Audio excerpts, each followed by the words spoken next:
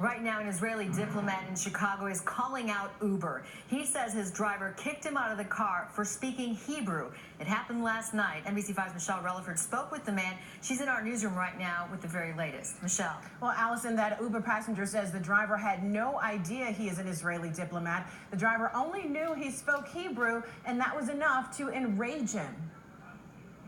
And I said, how are you in Hebrew? Itay Milner says those words turned his Uber trip to a nightmare.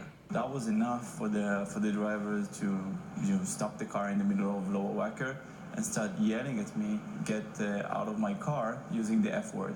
Milner tells me he was thrown out of his Uber ride here on Lower Wacker Drive in the middle of the Thursday evening rush. It happened between Columbus and Michigan. His Uber driver sped off. That was scary. It was scary because you saw that he lost it. You know, he was raged.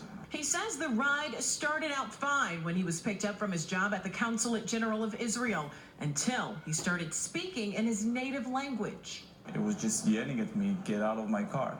And he had a look at his eyes that you can see that there's a lot of hate.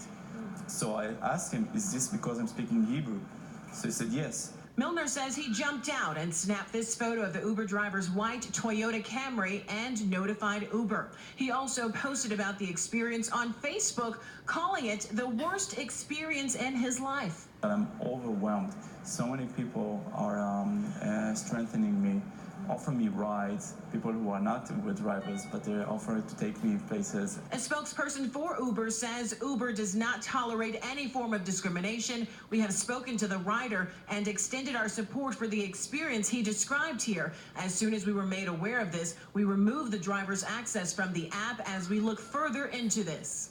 Maybe I personally wasn't intimidated, but I did feel the danger because I knew this guy is, I didn't know what he's capable of.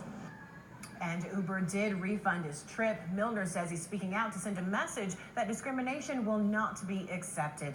Back to you. Michelle, thanks.